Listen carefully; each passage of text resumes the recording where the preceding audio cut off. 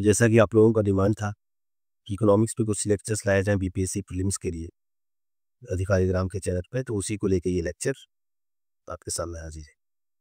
तो ये कुछ टॉपिक्स हम प्रिपेयर करके लाए हैं बीपीएससी के प्रीवियस ईयर क्वेश्चंस को देखते हैं, जहाँ से क्वेश्चन ज़्यादातर आते हैं। और क्वेश्चन जो है ज़्यादातर क्वेश्चन का झुकाव जो है करंट अफेयर्स की तरफ ही होता है। उसके अलावा जैसे कि 5 ईयर प्लान्स और बहुत सारे इंडेक्सेस जैसे ह्यूमन डेवलपमेंट इंडेक्सेस, पॉवर्टी से रिलेटेड इंडेक्सेस या फिर बहुत सारी स्कीम्स लाइक आपकी स्कीम्स और बिहार से रिलेटेड स्कीम्स या नेशनल लेवल के स्कीम्स जो है वो सब आते हैं। बहुत तरह के इंडेक्सेस पूछते हैं, जैसे इंडस्ट्री के इंडेक्सेस पूछ लिए जाते हैं, ह्यूमन डेवलपमेंट इंडेक्स पूछ लिए जाते हैं, पॉवर्टी आपका होगा, ये सब इंडेक्स वगैरह जो है करंट अफेयर्स में ही आता है, जो कि निशान जो है कवर करा चुका होगा, आप लोग करा चुका है बहुत सारे वीडियोज़ में आप लोगों को। मैं क्या करूँगा कि मैं जो थोड़ी कंसेप्चुअल चीज़ें हैं जैसे कि fiscal policy, monetary policy, budget, inflation, banking policy and GDP वगैरह उन लोग को पहले कवर कराने की कोशिश करूँगा। उसके बाद फिर जो और भी चीज़ें हैं उनको कवर करेंगे। तो चलिए सबसे पहले हम शुरू करते हैं आज का जो टॉपिक लेके आए हैं, जिसको हम लोग कहते हैं नेशनल इनकम अकाउंटिंग। उसको हम लोग क्वेश्चन के थ्रू कोशिश करेंगे समझने का। और क्वेश्चन से पहले थोड़ा-सा बैकग्राउंड दे देना चाहता हूँ, जीडीपी वगैरह को लेके। तो नेशनल इनकम अकाउंटिंग क्या होता है? तो ये कुछ नहीं, वो क्या, जैसे कि देश भर का जो साल भर का मान लीजिए कि ओवरऑल हमारे देश में कितना इकोनॉमिक एक्टिविटीज़ हुए हैं, जैसे कि हमारे कितने प्रोडक्शन हुए हैं, कितना हमारे देश में इनकम जनरेट हुआ है, कितना हमारे देश में खर्च हुए हैं, उन सब के अकाउंटिंग को नेशनल इनकम अकाउंटिंग कहते हैं। और इन लोगों को मेज़र करने का तरीका है बहुत सारा, जैसे कि जीडीपी, जीएनपी, एनएनपी, ईटीसी। इन सब टर्म को समझेंगे, पीबीएससी पूछ सकता है कि क्या होता है, क्या नहीं होता है। ज़्यादा डीप में नहीं जाएँगे, प्रीलिम्स से रिलेटेड जितना हम लोग को जानने की ज़रूरत होगा, उसी को जानेंगे। तो आइए एक करके जानते हैं। इसी के बेसिस पे बहुत सारे क्वेश्चंस हैं जो हम लोग सॉल्व करेंगे। तो जीडीपी का कॉन्सेप्ट पहुँचने से पहले हम लोग थोड़ा-सा देख लेते हैं कि इकोनॉमी में होता क्या है? इकोनॉमी में क्या प्रोडक्शन कैसे होता है? तो देखिए, इकोनॉमी के 4 मेजर सेक्टर हैं। 4 4 मेजर सेक्टर्स ऑफ इकोनॉमी। पहला सेक्टर उसमें आता है हाउस होल्ड्स, जो कि नॉर्मल जैसे रेसिडेंसी घर वगैरह होगा, हमारा घर हो गया, आपका घर हो गया। तो और दूसरा सेक्टर्स आता है फर्म। फर्म मतलब जो प्रोडक्शन यूनिट्स होता है, जैसे कि इंडस्ट्रीज हो गया, जैसे रिलायंस हो गया जो प्रोड्यूस कर रहा है, रिलायंस हो गया, टाटा हो गया, और भी बहुत सारे छोटे से देखिए बड़े एमएसएमई वगैरह सब जो फर्म हो गया, बैंक्स भी फर्म्स में आता है। तीसरा सेक्टर हो जाता है गवर्नमेंट। चौथा तो हम लोग कहते हैं एक्सटर्नल सेक्टर्स। अब देखिए एक करके बताएंगे सबका रोल क्या है इकोनॉमी में। सबसे पहले हाउस होल्ड क्या करता है?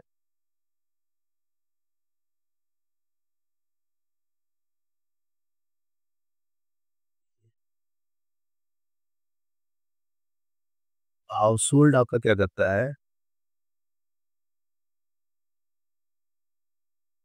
सबसे पहले हम देखेंगे हाउस होल्ड का रोल इकोनॉमी में है।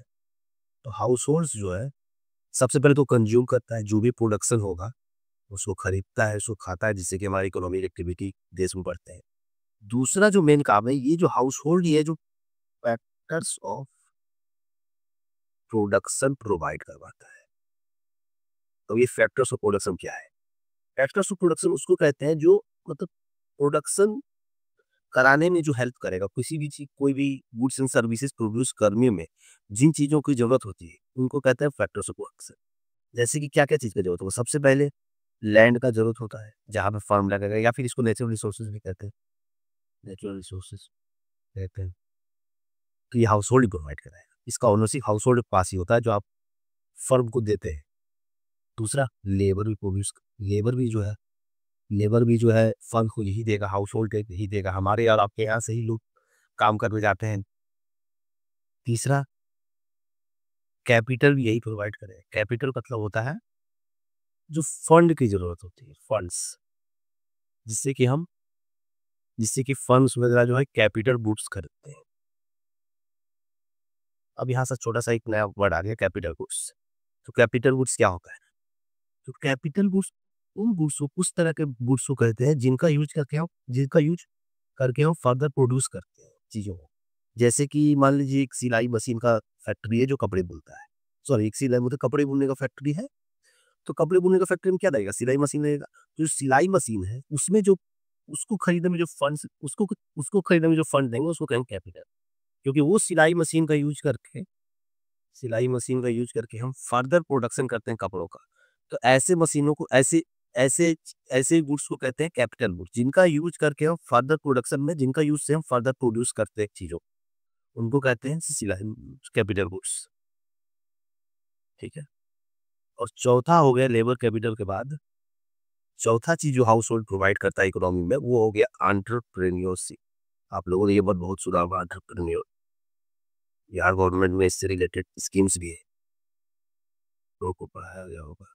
एंटरप्रेन्योरशिप का मतलब आइडिया, बिजनेस का आइडिया या फिर फर्म चलाने का आइडिया, कैसा फर्म हो क्या हो, जो आइडिया प्रोवाइड करता है, ठीक है? ये 4 चीज़ आपको हाउस होल्ड प्रोवाइड करता है इकोनॉमी में। अब दूसरा हो गया फर्म्स।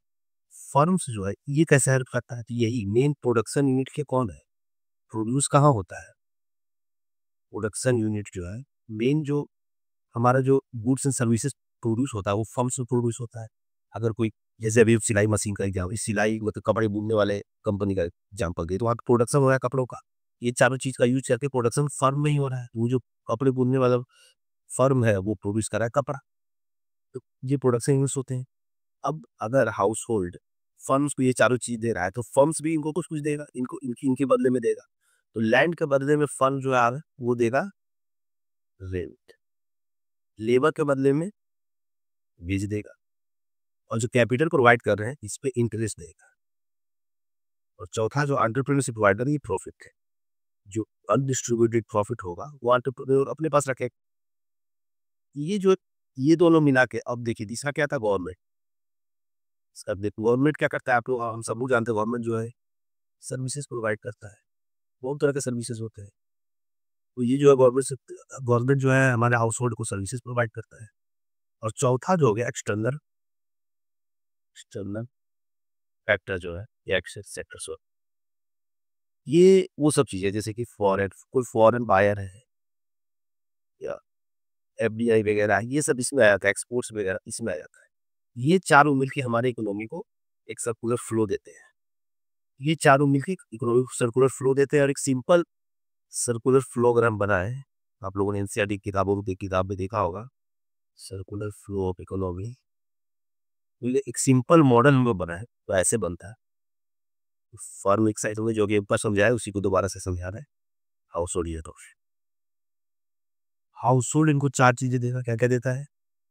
आप लोग भी साथ में मन में बोलिए। एक तो हो गया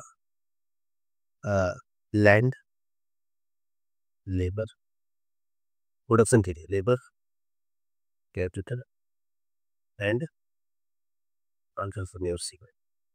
बदले में फर्म इनको क्या देता है? और इन चारों को क्या कहते हैं? फैक्टर ऑफ प्रोडक्शन, ठीक है? और फर्म बदले में क्या देगा? लैंड के बदले रेंट, लेबर के बदले वेज, वेज कैपिटल के बदले इंटरेस्ट, एंटरप्रेन्योरशिप के बदले प्रॉफिट। अब देखिए ये एक बहुत ही सिंपल मॉडल है इकोनॉमी का। अब इसमें अगर हम गवर्नमेंट को भी ऐड कर रहे हैं, एक्सटर्नल सेक्टर को भी ऐड कर रहे हैं, मान लीजिए एक्सटर्नल एक्सटर्नल सेक्टर के भी को भी ऐड कर ले, गवर्नमेंट को भी इसमें ऐड कर ले, तो इन सबको मिला के जो टोटल प्रोडक्शन करेगा फर्म, जितना भी टोटल प्रोडक्शन होगा, इन सबको मिला के जो टोटल प्रोडक्शन होगा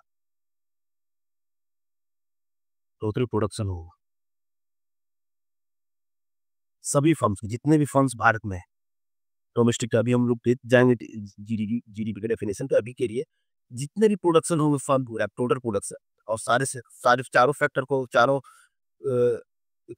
गवर्नमेंट एक्सटर्नल सेक्टर और फर्म्स और हाउस होल्ड को मिला के जितने भी टोटल प्रोडक्शन होंगे with in A time period, यहीं से ये टोटल इन्हीं के वैल्यू को अगर हम जोड़ते हैं, यहीं से जीडीपी का कॉन्सेप्ट आता है। जीडीपी का कॉन्सेप्ट यहीं से आता है।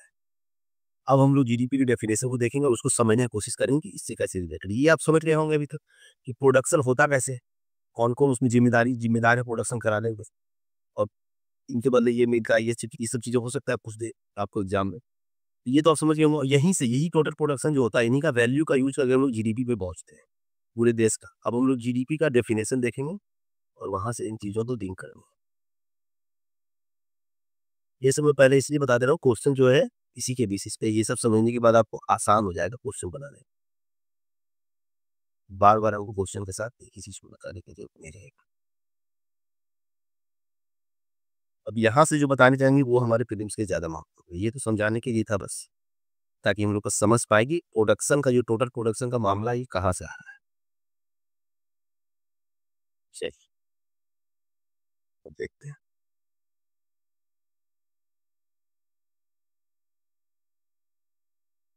चलिए, जीडीपी का डेफिनेशन। जीडीपी का डेफिनेशन होता है total value of final goods and services produced in domestic territory of an economy in A given given financial नहीं अकाउंटिंग है अकाउंटिंग ही है। अब इसमें जो जो जितने भी वर्ड दिए उनको हाथ समझेंगे। टोटल वैल्यू का मतलब है total monetary value of final goods and services. ये जो फाइनल वर्ड है इस क्यों लिखा गया फाइनल का क्या मतलब? तो देखिए फाइनल का मतलब ये है कि गुड्स के आप मेजरली तीन भाग में गुड्स को तोड़ सकते हैं गुड्स एंड सर्विसेज को। एक एक को कहते हैं जैसे कि जो कंज्यूमर के पास सीधे जाता है इसको कंज्यूमर डायरेक्टली कंज्यूम कर लेता है। दूसरा होता है कैपिटल गुड्स जिसके बारे में हम लोग ऊपर बात की थी कैपिटल गुड्स। और तीसरा होता है इंटरमीडिएट गुड्स। ये क्या है कि इंटरमीडिएट गुड्स क्या है? ठीक है, इंटरमीडिएट गुड्स आपको हम एग्जांपल के थ्रू समझा सकते हो। देखिए आपके घर में आप अगर बाहर कभी चाय पीने जाए तो जो चाय वाला है वो चाय बनाने की क्या क्या चीजें लाता है? दो मेन तीन मेन चीज लाता है वो। एक तो दूध हो गया मिल्क, दूसरा हो गया मिल्क मान लीजिए वो मान लेते हैं एक बार चाय बनाने में उसको आधा केजी कम दूध लगता है। ठीक है, और चीनी चीनी मान लेते हैं उसको 20 रुपए का लगता है और वो इतना का और चाय पत्ती चाय मान लीजिए उसको 20 रुपए का लगता होगा। टोटल हो गया यहाँ पे 70। और इन तीनों का मिला के वो चाय जो बेचता है वो बेचता है वो 100 रुपये। ठीक है, अब देखिए अब चाय बनाने वाला तो खर्च कर दिया 30 20 20। अब अगर हम टोटल ग्रॉस आउटपुट देखें यहाँ पे जिसको कहते हैं ग्रॉस आउटपुट अगर हम ऊपर ऊपर देखेंगे तो हम क्या लगेगा कितना पैसा इकोनॉमी में गया तो लगेगा कि 100 इतना खर्च हो गया 100 और 170। लेकिन अगर आप असल में देखें तो ये 100 रुपये में ये कंटेन है 100 रुपये में 70 ऑलरेडी कंटेन है। तो ये जो 70 है किसी को इंटरमीडिएट गुड कहता है ये फाइनल गुड हो गया। टी जो है ये फाइनल गुड हो गया और ये 70 ही इंटरमीडिएट गुड हो गया। इस इंटरमीडिएट गुड्स वैसी गुड्स को कहते हैं जो फाइनल कंज्यूमेबल गुड्स को बनाने में खर्च हो जाते हैं बह जाते हैं खत्म हो जाते हैं। तो ये फाइनल गुड्स नहीं है, ये दोनों फाइनल गुड्स हैं। कंज्यूमरेबल गुड्स और जैसे ये जो हो गया टी जो फाइनल बना ये हो गया कंज्यूमर गुड कंज्यूमर का यूज के लिए गुड्स। और दूसरा जो कैपिटल गुड्स है ये भी कंज्यूमर का यूज किया आपको ऊपर बताए थे इसका यूज करके हम लोग आगे फर्दर प्रोड्यूस करते हैं चीजों को। ये खत्म नहीं होता है इंटरमीडिएट गुड्स से कंफ्यूज मत कीजिए। इंटरमीडिएट गुड्स खत्म हो जाता है हमारा फाइनल गुड्स बनाने के लेकिन ये खत्म नहीं होता है फाइनल गुड्स बनाते रहता है। तो ये दोनों को हम लोग फाइनल गुड्स कहते हैं और इसको इंटरमीडिएट गुड्स कहते हैं। तो इन दोनों का जो वैल्यू रहेगा वो ऐड होगा लेकिन इसका ऐड नहीं होगा। क्यों ऐड नहीं होगा? क्योंकि डबल काउंटिंग हो जाएगा। आप देखिए अगर हम 100 भी जोड़ लें और 70 भी जोड़ दें तो 170 हो जाएगा लेकिन असल में कितना हो असल में कितना कितना का हम लोग फाइनल गुड्स का प्रोडक्शन कर रहे हैं 100 का। ये तीनों तो ऑलरेडी ऐड है ही इसको बनाने में। तो इसीलिए हम लोग इसको ऐड नहीं करते हैं जीडी क्योंकि डबल काउंटिंग हो जाएगा पैसा बहुत ज्यादा फेंकने लगेगा। हाँ, अगर देखिए अब वो डिपेंड करता है इंटरमीडिएट गुड्स कब होगा। अब चाय बनाना था दुकान वाला बेचेगा तो हो गया। लेकिन अगर हम घर पे चाय बनाते हैं अपने पीने के लिए तो हमारा हम बाहर से अगर मिल्क और या टी या मान लीजिए क्या और क्या लगेगा इसमें चीनी शुगर लाते हैं तो ये हमारे लिए फाइनल गुड्स हो जाता है क्योंकि हम अपना कंजप्शन के लिए ला रहे हैं इसको। ये हम दुकान से खरीद के अपना कंजप्शन के लिए ला रहे हैं और हम खुद ही पी जाएंगे इसको। लेकिन यहाँ पे चाय वाला दूसरों को बेच के पिला रहा है। वो इसको एज ए इकोनॉमी में यूज कर रहा है। यहाँ से वो चाय वाला कितना कमा रहा है देखिए।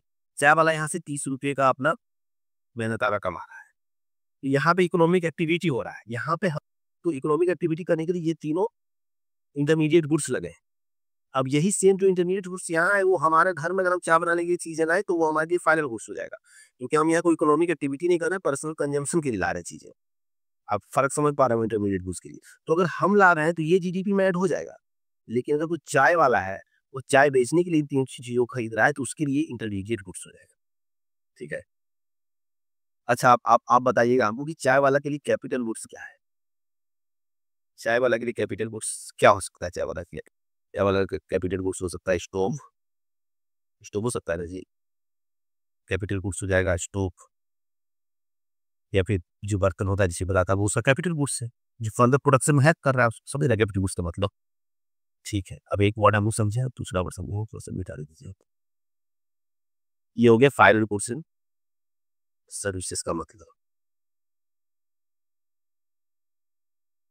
दोबारा क्वेश्चंस में भी आएगा तो वहां दोबारा भी समझा देगा। अब देखिए,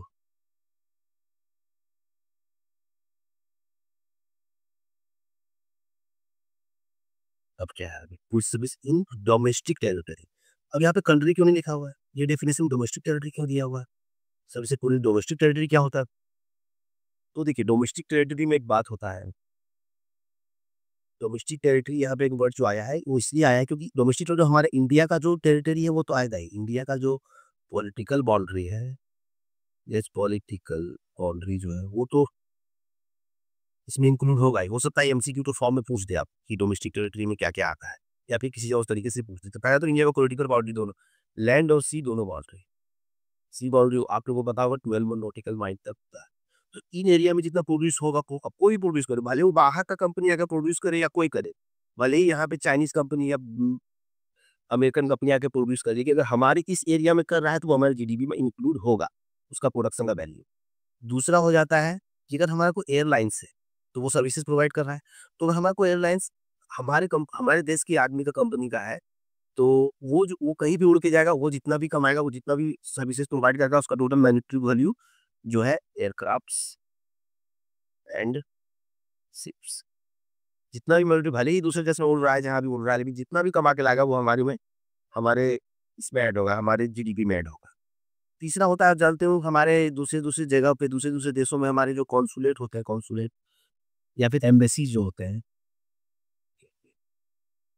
एम्बेसीज होते हैं, तो वहाँ पे जो सर्विसेज प्रोवाइड हो रहे हैं, वहाँ पे जो भी गुड्स एंड सर्विसेज प्रोवाइड हो रहा है, वो भी हमारे ही जीडीपी में कैलकुलेट होंगे, क्योंकि वो एक तरह से ये मिसाल तो आपको शायद बताया होगा पॉलिटी या कहीं भी, कि वो जो होता है वो हमारा एक डोमेस्टिक अपना एक पॉलिटिकल टेरिटरी की तरह ट्रीट किया जाता है, डोमेस्टिक टेरिटरी की तरह ट्रीट किया जाता है कंसुलेट और एम्बेसीज को। ठीक है।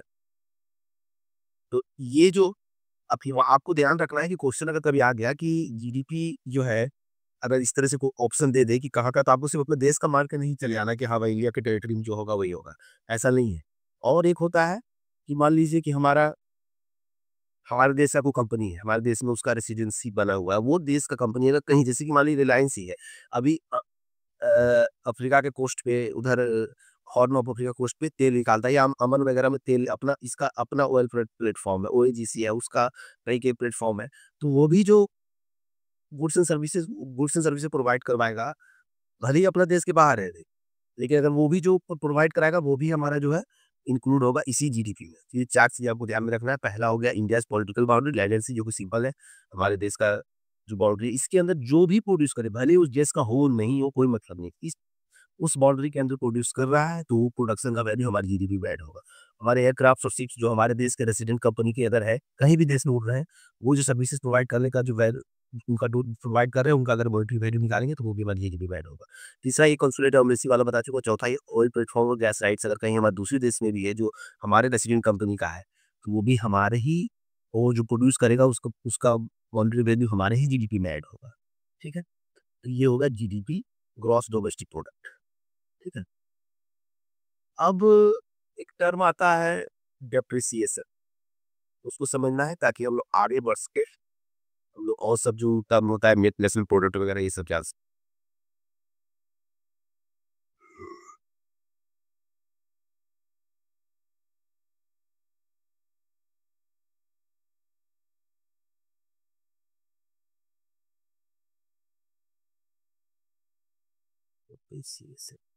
ये क्या है भाई। तो देखिए, तो अभी हम आपको कैपिटल गुड्स के बारे में बताए थे, ठीक है। तो कैपिटल गुड्स जो होता है, जैसे कि अभी सिलाई वाला मशीन के बारे में बताएं, तो सिलाई मशीन का एक लाइफ होता है, और सिलाई मशीन एक कैपिटल गुड्स है।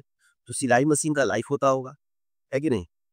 तो सिलाई मशीन का जो लाइफ है, वो अब मान लीजिए कुछ एक एक कंपनी है, वो सिलाई मशीन लिया है, मान लीजिए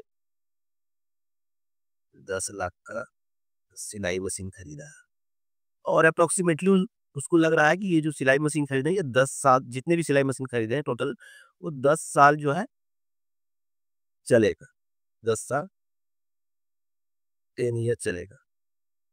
10 ईयर चलेगा, उसके बाद आपको फिर से खरीदना पड़ेगा। तो ये 10 साल हो गया, इसका लाइफ हो गया। अब देखिए जीडीपी के कैलकुलेशन में हम बोले थे कि दो दो गुड्स साइड होता है, फाइनल गुड्स होते हैं, कौन से कैपिटल गुड्स एंड कंज्यूमरेबल गुड्स, जो कंज्यूमर का कंज्यूम करता है, ये तो कैपिटल गुड्स हो गया। अब ये दोनों ऐड होते हैं जीडीपी कैलकुलेशन में। अब हम 10 साल के लिए एक बार 10 लाख लगा दिए हैं, तो क्या हर साल हम ये 10 लाख को जोड़ देंगे कैपिटल गुड्स में? वो तो रहेगा ही। तो ये जो इसको देखने के लिए हम इसके सेल्फ लाइफ को देखते हैं कि भाई 10 साल चलेगा ही, यानी हर साल 1 लाख इसमें कम हो रहा है। एक तरह सेकंड हैंड जो हम लोग कहते हैं ना, जैसे कोई गाड़ी खरीदता है, दूसरा सेकंड हैंड बेचता है, कहता है कि भाई इतना चला हुआ है, इतना चला हुआ है, इतना इतना इसका चक्का घिस गया हुआ वगैरह वगैरह, उसी तरह से वो कैपिटल गुड्स की तरह ट्रीट कर रहा है। so भाई मशीन जो है हर साल 10 साल चलेगा, 10 लाख, यानी कि हर साल 1 लाख इसमें घट रहा है। तो यही 1 लाख जो घट रहा है, 10 साल 10 साल 1 लाख घट रहा है, ये जो 1 लाख घट रहा है, इसी को कहते हैं डेप्रिसिएशन।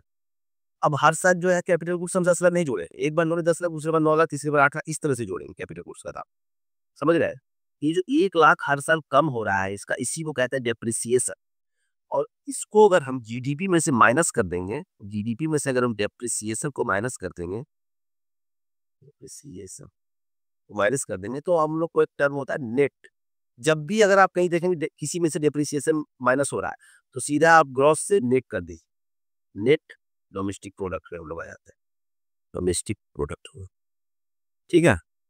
या फिर कहीं लिख दीजिए ना, या फिर हो सकता है आप लोगों को पता भी हो। ये एक यहाँ से निकलता है डेफिनेशन। ये डेप्रिसिएशन आप लोग समझ गए। डेप्रिसिएशन किसका होता है? कैपिटल गुड्स का।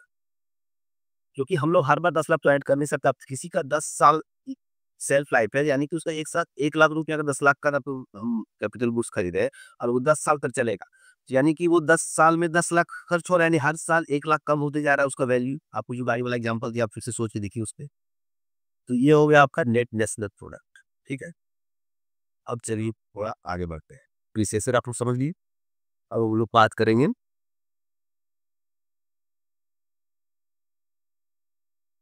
अब हम ये बात करेंगे जीडीपी कैलकुलेट कौन करता है वगैरह वगैरह, ठीक है।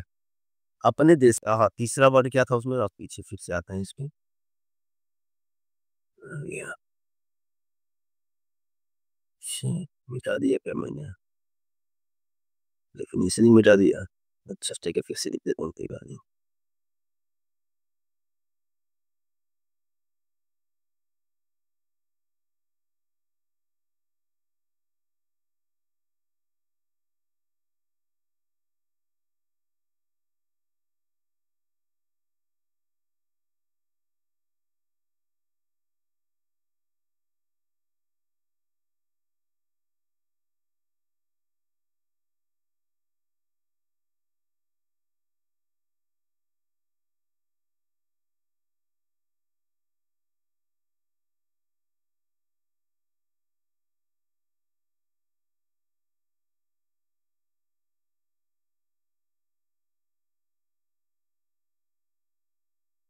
तो हम डेफिनेशन मिटा दी थे, दोबारा लिख देते हैं।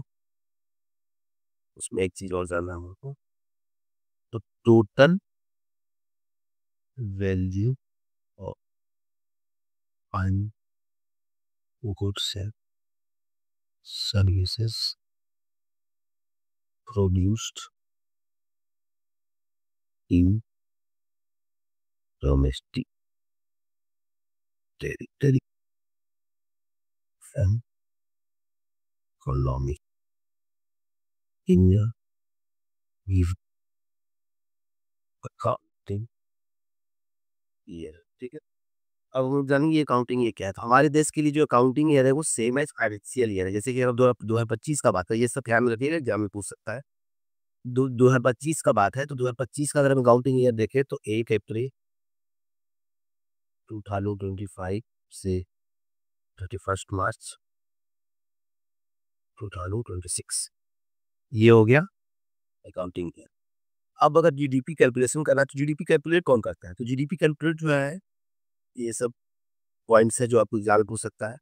Ministry of statistic and programme implementation के अंदर एक अटैच ऑफिस है, नेशनल स्टेटिस्टिक ऑफिस, ये कैलकुलेट करता है, याद रखिएगा एनएसओ शॉर्ट में है, ठीक है। ये कैलकुलेट करता है जीडीपी, और ये जो है दो तरह से करता है। एक तो ईयरली मतलब एनुअली करता है, जो पॉपुलर है, और ये क्वार्टरली भी करता है, 4 क्वार्टर में, क्वार्टर्स में सॉरी, मतलब कि अप्रैल से अप्रैल मई, मई जुलाई, चार 3-3 महीना में 4 बार करता है, आप करिए।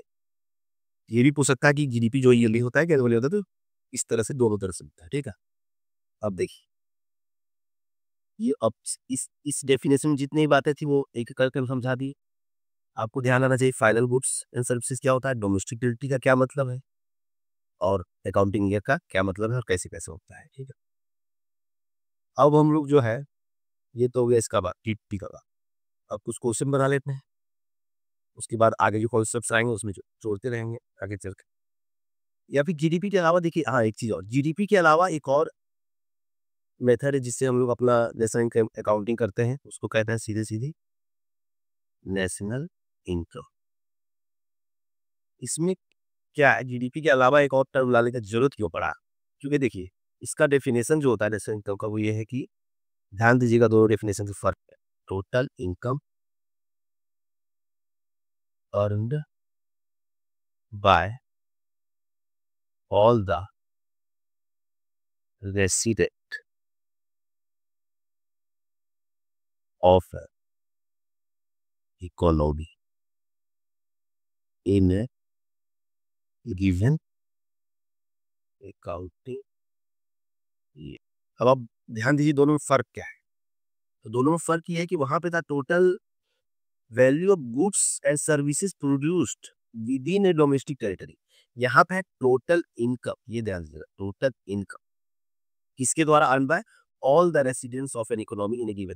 अब वहां पे था डोमेस्टिक टेरिटरी, लेकिन हमारे देश की ऐसे बहुत सारी कंपनियां जो बाहर भी कमा रही हैं, वहां से हमारे देश में प्रॉफिट ला रही हैं, और वो हमारे यहाँ रजिस्टर्ड है, हमारे यहाँ के रेसिडेंट है उनके मालिक, तो इसीलिए इनको ला रहे। कंपनियां नहीं, हमारे यहाँ के बहुत सारे लोग हैं जो बाहर कमा रहे हैं, जो हमारे नॉर्मली हमारे देश में रहते हैं, रेसिडेंट हमारे देश के हैं, लेकिन बाहर से पैसे ला के कमा के ला रहे, तो उन लोग का ऐड नहीं हो पा रहा था, तो इसीलिए नेशनल इनकम लाया गया। समझे बात हुई, ये जो ऑल द रेसिडेंट्स वाला बात है, ठीक है। अब इसको नेशनल इनकम को क्या कहते हैं, अब यहाँ पे देखिए, अब जो है इसका और जीडीपी में रिलेशन क्या है? तो सिंपल सा बात है, जीडीपी और इसका रिलेशन ये है कि जीडीपी एट फैक्टर कॉस्ट, अभी हम बताएंगे फैक्टर कॉस्ट। अब देखिए, फैक्टर कॉस्ट एक नया वर्ड आ गया। तो फैक्टर कॉस्ट वही है, देखिए सिंपल, जीडीपी कैलकुलेट करने के 2-3 तरीकों में से एक ये है कि जो हम आपको बताए थे कि फैक्टर्स ऑफ प्रोडक्शन, जो आपको 4 बताए थे, क्या क्या बताए थे फैक्टर्स ऑफ प्रोडक्शन, एक बार मन में खुद से सोचिए। पहला था आपका land, labour, capital and entrepreneurship, ठीक है। इन चारों को जो फैक्टर्स ऑफ प्रोडक्शन, ये हो गए फैक्टर्स ऑफ प्रोडक्शन, ठीक है। और इनको जो बदले में काम करने के बाद, प्रोड्यूस करने के बदले में इनको जो इनकम होगा उसको कहेंगे फैक्टर इनकम। लैंड को बदले आप जानते हैं रेंट मिलेगा, ये मैं बार बार लिख रहा हूँ ताकि आपके दिमाग में छप जाए। लेबर के बदले मिलेगा आपको वेज, कैपिटल के बदले मिलेगा आपको इंटरेस्ट, और डेप्रिसिएशन के बदले मिलेगा आपको प्रॉफिट। तो इन चारों को अगर आप जोड़ दें, भारत के सभी मतलब जितने भी अपने डोमेस्टिक टेरिटरी में जितने भी फैक्टर इनकम्स हैं, उन सब को जोड़ दिया, जो टोटल आएगा जो टोटल वैल्यू आएगा वही है जीडीपी एट फैक्टर कॉस्ट। ठीक है, इन फैक्टर्स ऑफ प्रोडक्शन को जो हम पेमेंट करते हैं, बदले में जो प्रोडक्शन प्रोडक्शन यूनिट्स पे करते हैं, उन सभी को अगर जोड़ दे, जितने भी प्रोडक्शन यूनिट्स हमारे देश में, मतलब डोमेस्टिक टेरिटरी में जो जीडीपी अपने से डोमेस्टिक टेरिटरी था, उनको अगर जोड़ दे और उनको जोड़ने के बाद जितना जो टोटल मॉनेटरी सम आएगा वही है जीडीपी एट फैक्टर कॉस्ट। जो फैक्टर कॉस्ट वर्ड है यहाँ से है, फैक्टर इनकम। ठीक है, फैक्टर कॉस्ट इसी को कहते हैं। ठीक है, जीडीपी एट फैक्टर कॉस्ट। अब देखिए, अब फंड्स प्रोड्यूस कर रहा है, अब ये तो सिर्फ फंड्स अभी पे किया है अपने फैक्टर्स ऑफ प्रोडक्शन को, लेकिन इसको और भी बहुत सारी चीजें पे करना होता है। और सबसे पहले प्रोडक्शन प्रोडक्शन यूनिट्स को प्रोडक्शन करने के लिए गवर्नमेंट को, सरकार को प्रोडक्शन टैक्स देना पड़ता है। ठीक है, तो इसमें अगर जीडीपी एट फैक्टर कॉस्ट को ध्यान दीजिएगा, ये सब चीजें पूछा जा सकता है, एक क्वेश्चन तैयार हो रहा है। जीडीपी एट फैक्टर कॉस्ट जो है, इसमें अगर हम, अगर फर्म जैसे, अब फर्म तो सामान जो प्रोड्यूस जो बनाया उसको तो अपने गोदाम में रखने के लिए नहीं बनाया, उसको तो मार्केट में बेचना चाहता है। तो मार्केट में बेचने के लिए उसको और क्या क्या करना पड़ेगा, तो सबसे पहले तो प्रोड्यूस करने के बदले में ही, प्रोडक्शन के बदले में, प्रोडक्शन करने के जो गवर्नमेंट उसको इजाजत देती है, उसके बदले में ही गवर्नमेंट को टैक्स देना पड़ता है। तो उसको वो सिंपल से कहते हैं प्रोडक्शन टैक्सेस। ठीक है, अब सरकार भी मदद करती है कंपनियों को बहुत सारी सब्सिडीज वगैरह के थ्रू। ठीक है, तो अगर हम प्रोडक्शन टैक्सेस ऐड करके माइनस कर दें सब्सिडीज, क्योंकि ये तो प्रोडक्शन यूज को प्रोड्यूसर्स को मिलता है, तो ये सरकार को देना पड़ता है। तो अगर हम जीडीपी एट एफसी लिखते हैं फैक्टर कॉस्ट को सिंपल, इसमें अगर हम प्रोडक्शन टैक्स ऐड करते हैं और सब्सिडीज माइनस करते हैं, तो ये जो बनेगा इसको कहते हैं gross value added at basic prices.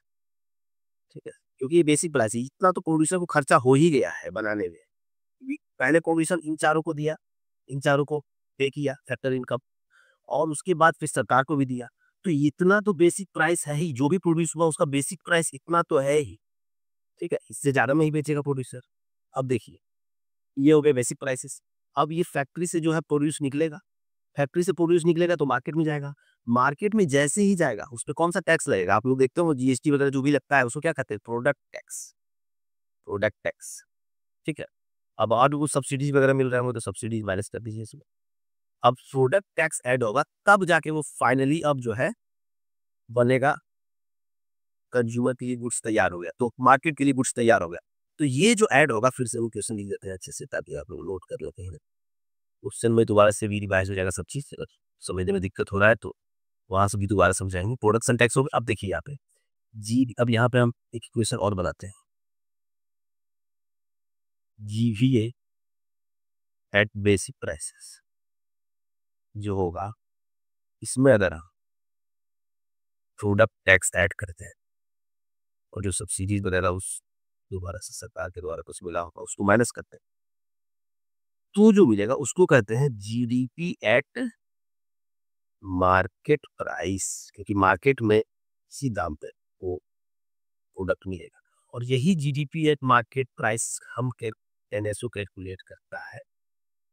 अगर आपसे एग्जाम में पूछे कि हमारा जीडीपी कब, जीडीपी किस पे कैलकुलेट होता है, बेसिक प्राइसेस पे, फैक्टर कॉस्ट पे, या मार्केट प्राइस पे, तो मार्केट प्राइस पे।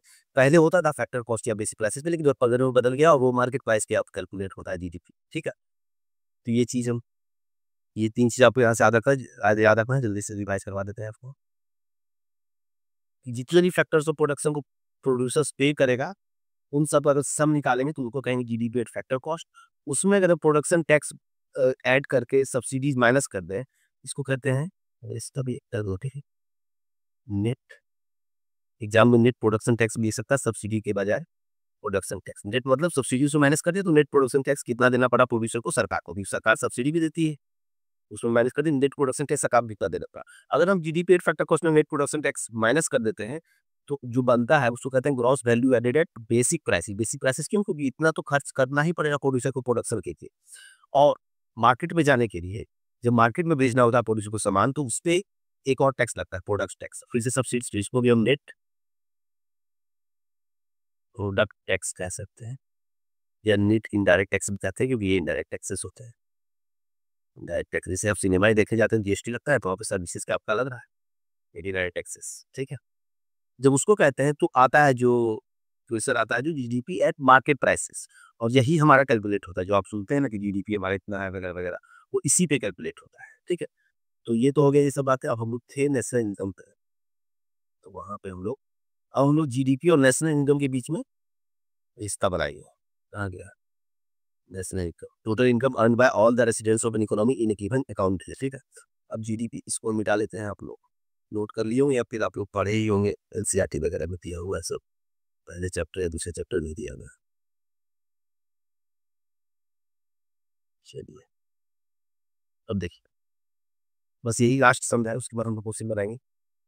अब देखिए, इकोनॉमी ने गिवन अकाउंट दिया, ठीक है। अब नेशनल इनकम और उसमें क्या फर्क है? एक उस जीडीपी में दिया हुआ है कि डोमेस्टिक टेरिटरी में जितना हो रहा है उसको ही जोड़ना है बस। लेकिन इसमें क्या है, अपने अपना देश में जो रेसिडेंट कर रहा है, लेकिन बाहर भी जो रेसिडेंट कर रहा है उसको भी ऐड करना है। तो उसके लिए हमको क्या करना पड़ेगा? देखिए, जीडीपी। अब यहाँ पे इनकम लिखा हुआ, total income.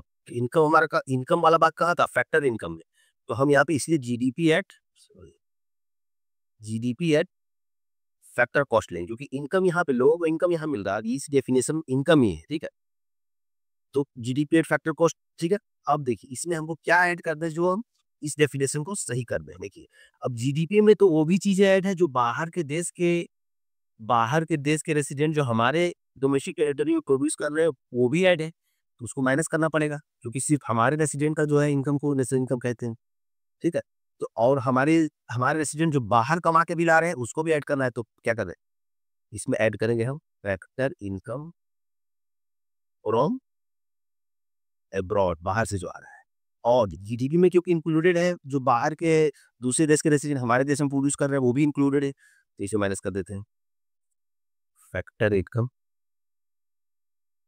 From factor income of companies from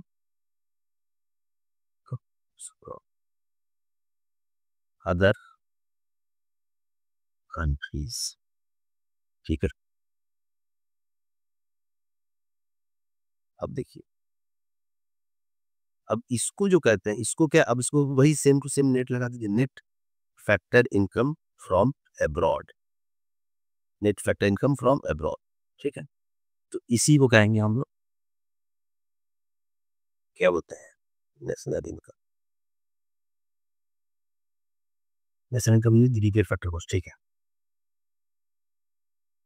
sorry sorry, ये जीएनआई का देंगे, क्रॉस ये होगा ना, क्रॉस नेशनल इनकम होगा ये। सॉरी, इसको हम लोग ठीक कर लेते हैं, थोड़े से देखते हैं। ग्रॉस नेशनल इनकम जो होगा, कि हम लोग यहाँ पे ग्रॉस दिए हुए हैं, GDP at factor cost plus next factor income from abroad, या फुल फॉर्म इसी। ठीक है, अब जीएनआई हो गया। अब जीएनआई के बाद अब इसमें से आपको पता है जीएनआई को जीएनपी बोल सकते हैं। जीएनपी अगर हम डेप्रिसिएशन माइनस कर दें तो क्या मिलेगा आप लोग बोलिए? नेट नेशनल प्रोडक्ट, और इसी को कहते हैं हम लोग नेशनल इनकम। ठीक है, अब ये सब पहले कैलकुलेट होता था फैक्टर, जैसे कि अभी हम निकलवाए फैक्टर कॉस्ट कैलकुलेट होता था। लेकिन 2015 से जो है, आपको अगर एग्जाम पूछे तो 2015 से जो है हम लोग नेशनल इनकम भी मार्केट प्राइस पे ही निकालते हैं। ये सरकार का डिसीजन था, ऐसे डेफिनेशन होता है ये। ठीक है, अगर इंडिया के संदर्भ में पूछा जाए तो अगर पूछे नेशनल इनकम क्या है, तो net national product at market price बताइएगा, फैक्टर कॉस्ट नहीं। ये आपको आगाह कर देते हैं, पुराने बुक्स में शायद अभी फैक्टर कॉस्ट ही चल रहा है, लेकिन market prices, net national product at market price को ही हम लोग नेशनल इनकम कहते हैं। ठीक है, अब हम लोग क्वेश्चन बनाते हैं कुछ और हो गया। ठीक है, अब क्वेश्चन में भी कुछ कुछ आएगा तो वो हम लोग देखेंगे। चलिए, फर्स्ट क्वेश्चन है, what does GDP stand for in national income. अच्छा, जीडीपी का फुल फॉर्म है, तो ठीक है, नेशनल डोमेस्टिक प्रोडक्ट हो गया। चलिए, जीएनपी अभी हम लोग पढ़े थे, ग्रॉस नेशनल प्रोडक्ट। तो इसमें क्या होगा, जीडीपी माइनस डेप्रिसिएशन नहीं, ये तो क्या है, नेशनल डोमेस्टिक प्रोडक्ट हो गया, इस और नेट डोमेस्टिक प्रोडक्ट हो गया। GDP plus net factor income from abroad, ये वाला लग रहा है, एक बात कहते हैं। ठीक है, टोटल वैल्यूज ऑफ गुड्स, ये तो नहीं, तो हम जीडीपी एडजस्टेड फॉर इन्फ्लेशन, इसके बारे में बात करेंगे। चलिए नेक्स्ट एनएनपी यानी नेट नेशनल प्रोडक्ट होगा, नेट नेशनल प्रोडक्ट। अभी वो लोग बात की थी नेट नेशनल प्रोडक्ट क्या होता है, GNP minus depreciation, simple, depreciation कहीं भी लगा देंगे तो नेट निकल जाएगा उसका, देखिए कहीं है जीएनपी बाय डेप्रिसिएशन। अब देखिए नया टर्म आ गया जीडीपी डिफ्लेटर, इसको हम लोग यहीं पे समझ लेते हैं सिंपल से। देखिए आप लोग एक वर्ड सुनते होंगे बेस ईयर, कि भाई अभी देखिए चेंज भी होने वाला है, अनाउंस कर दिया सरकार की 2026 के फरवरी में नया बेस ईयर का नोटिफिकेशन जारी कर देंगे, बेस ईयर बना देंगे। आप लोग कॉरिडोर टेबल में निशान भी बताए होंगे आपको कि जो है नोटिफिकेशन जारी होगा 2026 में, और जो है इसको शायद कितना 22-23 शायद कर दिया, आप लोग चेक कर लीजिए बेस ईयर जो है जीडीपी कैलकुलेशन का वो 22-23 कर देंगे। बेस ईयर है क्या, देखिए बेस ईयर क्या होता है कि मेजर करने के लिए अगले एक हम लोग अभी जो बेस ईयर है, अभी जो जीडीपी जो मतलब कैलकुलेट होता है सब वो इसके बेसिक 2011-12 के बेसिक होता है। तो इसका क्या मतलब, इसका मतलब ये है कि मान लीजिए समझाने के लिए मान रहे हैं कि हमारे पूरे डोमेस्टिक टेरिटरी में सिर्फ हम चीनी ही प्रोड्यूस करते हैं, ठीक है, हम सिर्फ शुगर ही प्रोड्यूस करते हैं, मान के चलो समझने के लिए बेस ईयर का यूज क्यों है। ठीक है, अब मान लेते हैं 2011-12 में शुगर हम 2011-12 में शुगर हम मान लेते हैं कि 20 किलो प्रोड्यूस होते थे, मात्र 20 किलो, ठीक है, अब 20 रुपए किलो, 20 रुपए, तो टोटल कितना हुआ जीडीपी, 20 गुना 20 400, ये हमारा जीडीपी था 2011-12 में, ठीक है। अभी 2025 में मान लेते हैं 24-25 में चीनी का दाम बढ़ गया, महंगाई बढ़ गई, इन्फ्लेशन हो गया बहुत ज्यादा, चीनी का दाम बढ़ के हो गया 40, ठीक है, और प्रोडक्शन जो हो गया है, प्रोडक्शन मात्र बढ़ा है, पहले कितना 20 केजी हो रहा था, प्रोडक्शन मान लेते हैं हो गया है 25 केजी, 5 केजी हो रहा है, ठीक है, ये कितना होगा 25 चौका 1000, 1000 रुपया। अब जीडीपी ये दिखा रहा है आपको, लेकिन एक्चुअल में प्रोडक्शन कितना बढ़ा, हमारा तो वैल्यू टू, हमको तो ये देखना है कि हमारे देश में प्रोड्यूस कितना हो रहा है, हमारे देश आखिर प्रोडक्शन के लेवल में बढ़ रहा है कि नहीं, पैसा तो ये तो इन्फ्लेशन के कारण भी जा सकता है, वही है ये बेस ईयर का इंपॉर्टेंस, ठीक है, कि एक्चुअल में प्रोडक्शन हमारा 5 केजी बढ़ा है, अब पैसा देखने से बढ़ जा रहा है कि 400 से 1000 हो रहा है, 5 केजी बढ़ा, तो एक्चुअल में अगर हम बेस ईयर का यूज करें, बेस ईयर का प्राइस पे अगर शुगर को नापे, बेस ईयर का प्राइस पे शुगर कितना था, कितना लिए थे 20, और यहाँ पे 5 केजी एक्स्ट्रा बढ़ा है, तो बेस ईयर पे अगर बेस ईयर का प्राइस पे हम कैलकुलेट करें तो 5 गुना 20 कितना, 100 रुपया ही बढ़ा है। उस समय हमारा, उस समय जो 2011-12 था उस समय 400 था, और अगर हम करेंट प्राइसेस पे जोड़े तो हमारा जीडीपी 2024-25 में 500 ही होता, लेकिन देखिए इन्फ्लेशन के कारण, चीनी का दाम बढ़ने के कारण ये 500 प्लस एक्स्ट्रा दिख रहा है। तो ये जो एक्स्ट्रा 500 है वो क्यों आया, वो क्या प्रोडक्शन बढ़ने से आया, नहीं वो प्रोडक्शन बढ़ने से नहीं आया, वो चीनी का दाम बढ़ जाने से के कारण से आया, एक्चुअल में प्रोडक्शन नहीं हो रहा है।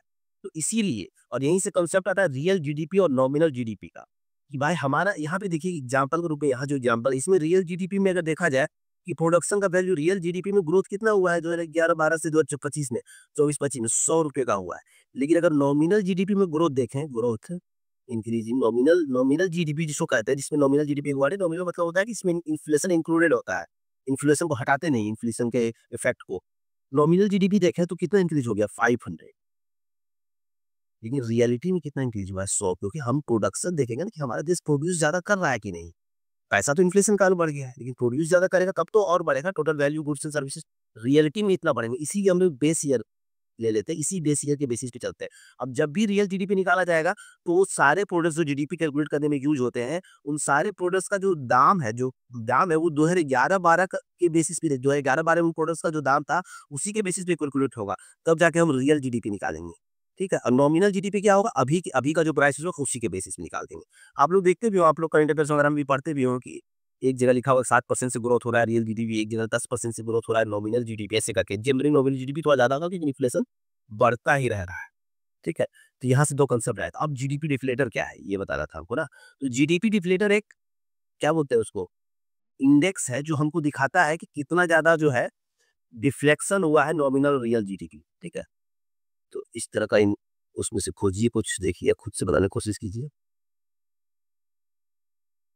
पहला एग्जाम्पल ये क्या, पहला ही ऑप्शन है, measure the level of measure the level of prices relative to base year, ठीक है, कितना ज्यादा बढ़ा है प्राइस, प्राइस बढ़ने का मतलब इन्फ्लेशन जो हुआ है वो कितना बढ़ा है, इसका जीडीपी डिफ्लेटर जो है मेथड है कैलकुलेट करने की, ठीक है। Fifth number question, in national income accounting what distinguishes nominal GDP from real GDP. देखो फिर से आ गया, अब ये खुद से बना दीजिए। आपको बताएं इसमें इन्फ्लेशन इंक्लूड हो जाता है। इन्फ्लेशन मतलब जो प्राइस लेवल बढ़ता है प्रोडक्ट्स का वो इंक्लूड कर दे। रियल जीडीपी में हम लोग बेस ईयर का ही प्राइस को लेते हैं ताकि हमको एक्चुअल प्रोडक्शन में कितना इंक्रीज हुआ ये पता चल सके। चलिए nominal course import real export देंगे तो रखोगे इंपोर्ट्स वगैरह तो कहाँ से बात आ जाएगा इसमें। Nominally adjusted for inflation, real is not. Nominal is not adjusted for inflation, इसको नहीं एडजस्ट करते इन्फ्लेशन, रियल को एडजस्ट करते हैं इन्फ्लेशन के। ठीक है, तो ये हो गया। अब तो ये क्वेश्चन आप लोग करेंट अफेयर में पढ़े होंगे, आंसर देकर देखिए कितना है जीडीपी ग्रोथ। इकोनॉमिक सर्वे के अनुसार हमारा जो प्रोजेक्टेड जीडीपी ग्रोथ है, देखिए बजट में बढ़ा है नहीं क्या है, समझ रहे हैं अब आपको समझ में आ रहा है अच्छे से। इसका आंसर हमको लगता है ऊपर डेट आप लोग एक बार चेक कर लीजिए, रही डेटा वगैरह ध्यान में नहीं होता है तो।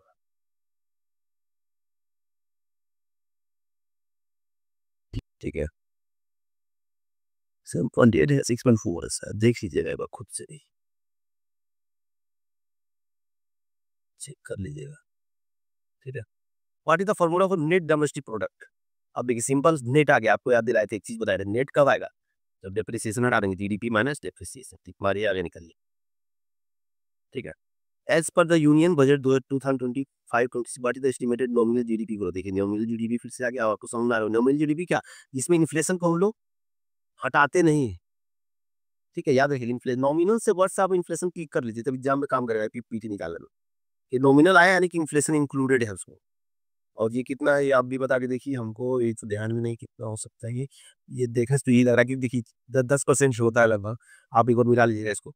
ठीक है, according to recent data what was India's real GDP, फिर से रियल जीडीपी आ गया, तो जब ये 10 से कम ही रहेगा, ये कितना होगा भाई नाइट का 7.8। ठीक है, अब देखो ये सब चीजें खुद से भी रहिएगा। Which concept is in national income accounts include income from abroad but excludes depreciation। देखिए ध्यान दीजिएगा, Which concept in national income accounting includes income from abroad। तो जैसे ही इनकम फ्रॉम अब्रॉड इंक्लूड हो रहा है तो आपको दिमाग में क्लिक करना चाहिए नेशनल इनकम का कुछ बात है, क्योंकि उसी में जो है उसी का डेफिनेशन जो है वो ये है कि टोटल जो है टोटल रेसिडेंट्स का जो नेशनल इनकम है उसको ऐड करेंगे तो हम लोग पहुंचेंगे नेशनल इनकम। टोटल रेसिडेंट्स का जो इनकम है, फैक्टर इनकम जो है उसको ऐड करेंगे तो हम लोग पहुंचेंगे नेशनल इनकम पे। लेकिन ये डेप्रिसिएशन एक्सक्लूड कर रहे हैं। ठीक है, डेप्रिसिएशन को हटा दे रहे हैं। तो जब डेप्रिसिएशन को हटाते हैं माइनस करते हैं तो किस पे, नेट पे पहुंचते हैं। तो देखिए हम फॉर्मूला फिर से लिख देते हैं आपको, gross national product is equal to net national product plus depreciation, है ना।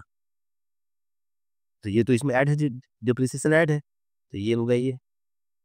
अब इसमें हमको एक्सक्लूड करना है डेप्रिसिएशन तो इसको उल्टा कर देते हैं, NNP is equal to GNP minus depreciation. Answer हो गया NNP, net national product. Next question, the economic survey 2024-25 projects India's real GDP growth for physical year 2025-26 in what range. ये सब 70वीं यूपीएससी में इस तरह के डेटा पूछ करके इसलिए इस क्वेश्चन डाला गया क्योंकि बहुत ज़्यादा डेटा विशेष पिछली बार पूछ लिया था, तो इसलिए रिस्क नहीं देना, ये सब चीज़ें रट के चले जाना है। ठीक है, अब इसका आंसर कितना है, इसका लिए देखो जो इंडियन जीडीपी ग्रोथ फॉर 25, ये आप सर्च कर लीजिएगा, हमको ध्यान में नहीं है। अब नेक्स्ट चलते हैं, if a country GNP is higher than is GDP it implies. देखिए आप क्वेश्चन थोड़ा सा सोचने वाला आ गया है कि अगर एक कंट्री का जीएनपी जो है ग्रॉस नेशनल प्रोडक्ट जो उसके जीडीपी से ज्यादा है, यानी कि जीएनपी जो है उसके जीडीपी से ज्यादा है, इसका क्या मतलब है। तो आपको जीडीपी और जीएनपी के बीच में हम रिलेशन बताए थे कि GDP plus net factor income from abroad is equal to GNP. अब कह रहा है जीएनपी ज्यादा है जीडीपी से, तो जीएसपी जीडीपी ज्यादा कैसा होगा, ये पॉजिटिव होगा तभी तो, ये पॉजिटिव होगा तभी तो जीएनपी ज्यादा होगा जीडीपी से, है कि नहीं। तो बस net factor income from abroad is positive. Depreciation high, depreciation high रहने ना रहने से क्या है, दोनों में डेप्रिसिएशन एडेड है। इन्फ्लेशन ही राजी, कोई मतलब नहीं है, एक्सपोर्ट एक्सीड इम्पोर्ट इसमें बात ही नहीं है। ठीक है, what is circular flow of income in two sector economy. अच्छा वो जो हम एक फिगर बनाए थे ना फर्म और हाउस होल्ड का, उसी के बारे में कह रहा है two sector economy, simple model भी होता है। ये आगे बढ़ते हैं इसमें। चलिए अब देखिए कुछ समझाना पड़ेगा। Which method of calculating national income focuses on compensation of employees operating surplus and mixed income. देखिए अब जीडीपी कैलकुलेशन कुछ कुछ मेथड है, जैसे कि expenditure method, income method, value added method, ये तीनों मेथड फेमस है थोड़े, ठीक है। तो इसमें से देखिए एक्सपेंडिचर मेथड जो होता है उसका आप सिंपल याद कर लीजिए या ध्यान में रख लीजिए कि खर्च के तरफ से देखा जाता है कि टोटल जितना खर्चा हुआ ना उसको जोड़ लें, पूरे पूरे हमारे डोमेस्टिक टेरिटरी में जितना खर्च हुआ उसको अगर हम ऐड कर दें तो वही हो जाएगा हमारा जीडीपी और एक्सपेंडिचर मेथड। इसमें हम लोग किसका किसका खर्च लेते हैं, देखिए एक तो लेते हैं हाउस होल्ड का प्राइवेट कंजम्पशन, उसको कहते हैं जो हम लोग खर्च करते हैं प्राइवेट कंजम्पशन, जिसको हम सी से डोनेट करते हैं। दूसरा होता है गवर्नमेंट का खर्चा, गवर्नमेंट भी तो खर्च करती है, गवर्नमेंट एक्सपेंडिचर बहुत सारी चीज़ों में, उसको टी से डोनेट कर देंगे। तीसरा होता है आपका एक्सपोर्ट इम्पोर्ट्स। तीसरा अगर इन्वेस्टमेंट कर लेते हैं, इन्वेस्टमेंट जो हमारे इसमें होता है उसको आई से दिखा देंगे। चौथा होता है हमारा एक्सपोर्ट्स, लेकिन हम लोग बाहर से इंपोर्ट भी करते हैं जो कि हमारे डोमेस्टिक टेरिटरी से बाहर का प्रोड्यूस चीज़ है, और जीडीपी में हम लोग सिर्फ और सिर्फ ऐड कर सकते हैं जो हमारे डोमेस्टिक टेरिटरी में प्रोड्यूस हुआ हो। एक्सपोर्ट्स जो हो रहा है वो तो हमारे डोमेस्टिक टेरिटरी में प्रोड्यूस हुआ है, क्योंकि हमारे डोमेस्टिक टेरिटरी में प्रोड्यूस होता है वो एक्सपोर्ट बाहर जा रहा है। इसीलिए इसमें हम इंपोर्ट हटा देंगे कि वो हमारे डोमेस्टिक टेरिटरी में प्रोड्यूस नहीं हो रहा है, ठीक है। तो इन चारों को जब जोड़ते हैं इसको हम एक्स से डिनोट करते हैं। इन चारों को जब जोड़ेंगे तो हम एक्सपेंडिचर मेथड पे चले जाएंगे। कभी एग्जाम में अगर पूछ ले तो सीधा इस तरह से आता है सी प्लस जी प्लस आई प्लस एक्स। ये एक्स मतलब एक्सपोर्ट वाले से इंपोर्ट्स, ठीक है।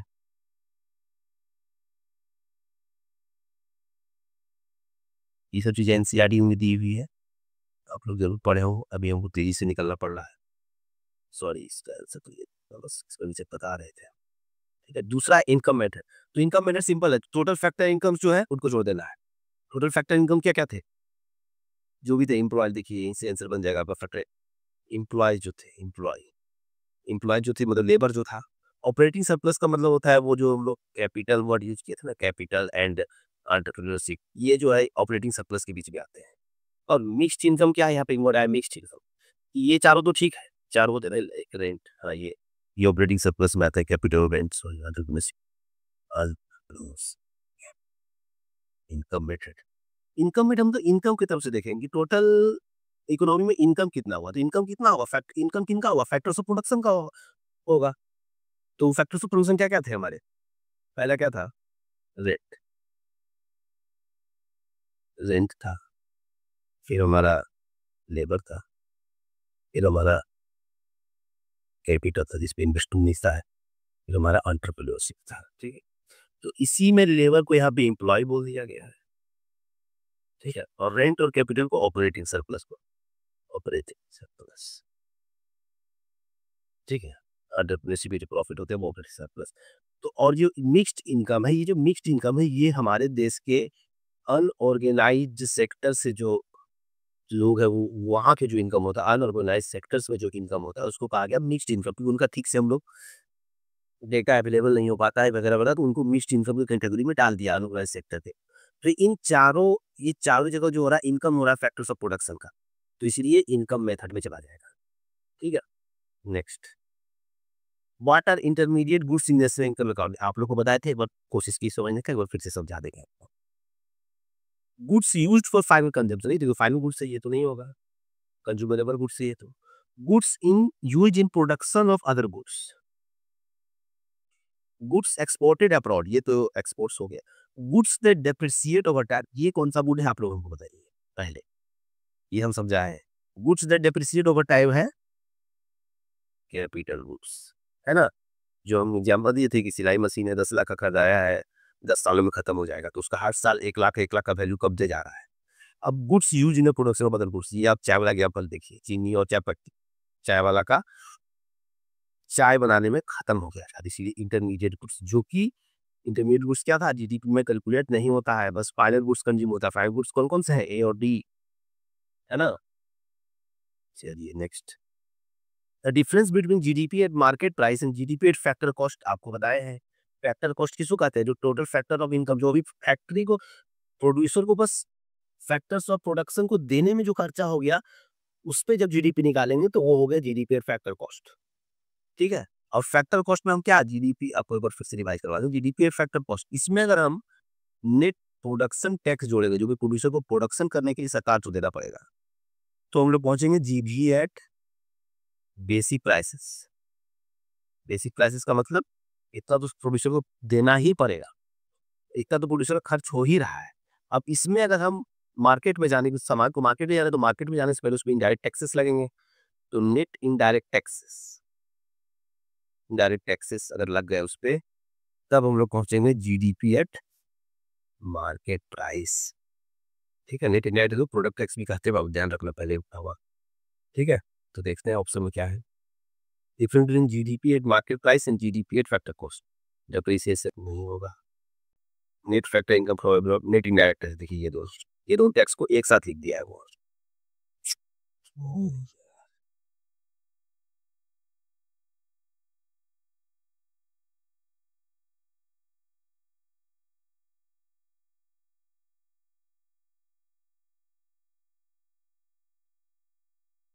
ठीक है, अब net indirect sorry net indirect tax को एक साथ लिख दिया, ये सब आपको वहां पे सोचना पड़ेगा एग्जाम में। देखिए ये दोनों टैक्स को साथ में लिख दिया है, तो नेट इनडायरेक्ट टैक्स क्लिक कीजिए, आगे बढ़िए। In the expenditure method GDP is calculated, अभी ऊपर बताए हैं, ढूंढिए। ये हो गया private consumption, investment, government over expenditure, X minus M. यही होना चाहिए, एक्स माइनस एम इसी को दिखा रहा है, एक्सपोर्ट माइनस इंपोर्ट को दिखा रहा है ये। ठीक है,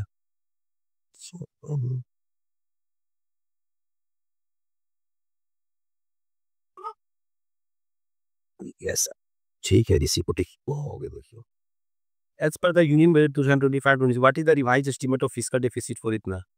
चलिए ये आपका ढूंढने वाला चीज है भैया, ढूंढ के टिक मार लीजिएगा, डेटा नहीं याद है। Capital goods are those that, चलिए अब बनाइए, कैपिटल गुड्स समझाए हैं। कंज्यूम इमीडिएटली, नहीं भाई ये तो कंज्यूमरेबल गुड्स है।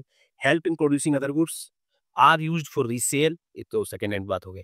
डेप्रिसिएट कंप्लीटली इन 1 ईयर, ऐसा कोई नियम है कैपिटल गुड्स का? नहीं ना। Help in producing other goods है कि नहीं, ये खुद एक गुड है और दूसरे गुड्स को प्रोड्यूस करा। देखिए इंटरमीडिएट गुड्स में फर्क है, इंटरमीडिएट गुड्स दूसरे गुड बनाने में खत्म हो जाता है, लेकिन ये खत्म है, help in producing other goods. The value added methods avoid double counting by, देखिए अभी वहां पे एक्सपेंडिचर मेथड बताए तो इनकम मेथड बताए थे, एक और मेथड है value added method. Value added methods में क्या मेथड है, वो जो आपको हम बताए थे चाय वाला का एग्जांपल, उसमें ही एग्जांपल यहाँ भी देखिए। अब चाय वाला मान लेते हैं, चलिए समोसा एक बार मानते हैं। समोसा जो है, आलू का दुकान गया, आलू लेने गया, ठीक है, आलू लगेगा, मैदा लगेगा, दो चीज तो लगेगा, मान लेते हैं तेल वेल उसके पास है। तो पोटैटो लेने गया, पोटैटो सेलर उसको दिया 20 रुपया, 20 रुपये का वैल्यू ऐड किया पोटैटो सेलर इकोनॉमी में, ठीक है। अब अब वो आटा लेने गया, फ्लोर, फ्लोर सेलर जो है मान लीजिए 30 रुपया का आटा दिया, ठीक है। अभी मान के चल रहे हैं कि सिर्फ समोसा ही बिकता है हमारे देश में, हमारे डोमेस्टिक सिर्फ और सिर्फ एक चीज प्रोड्यूस हो रहा है, समोसा, समझने के लिए वैल्यू एडेड मेथड 30 रुपया, ठीक है।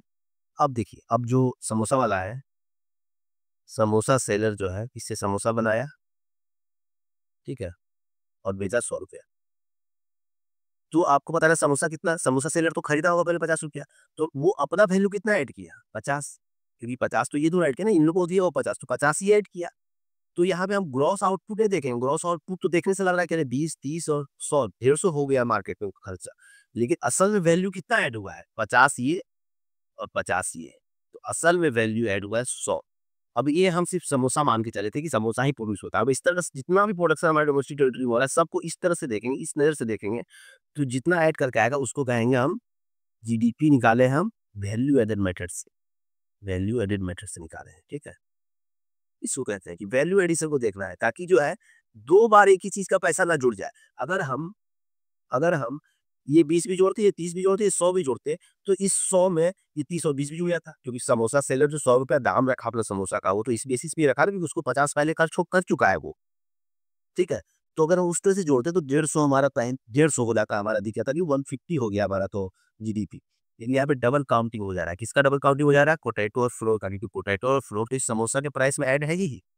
तो इसीलिए value added method avoid double counting by including only intermediate goods. Intermediate goods कौन कौन से थे, पोटैटो सेलर और फ्लोर, तो इसका अगर सिर्फ जोड़ता तो 30, 20, 50 होता, जो कि नहीं, हमारा तो वैल्यू एडेड मेथड 100 आ रहा है, तो हो गया। Subtracting in intermediate consumption from gross output. देखिए यही ना कर रहे हैं हम लोग क्या कर रहे हैं देखिए, ग्रॉस आउटपुट हमारा कितना हुआ 150। देखने से ऊपर से लग रहा है ग्रॉस आउटपुट 150 रुपए का हुआ। अब इस 150 में माइनस कर देंगे हम लोग इंटरमीडिएट गुड्स को। क्या था इंटरमीडिएट 50। देखिए अरे क्या,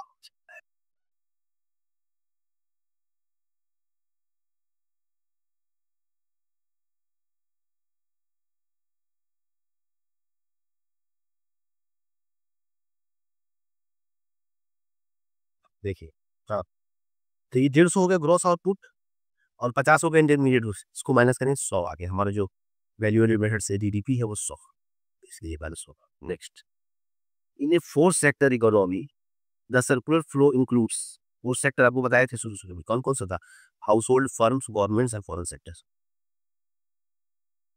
what is the formula at NNP at factor cost. चलिए भैया बताइए, ये सब चीजें बता चुके हैं।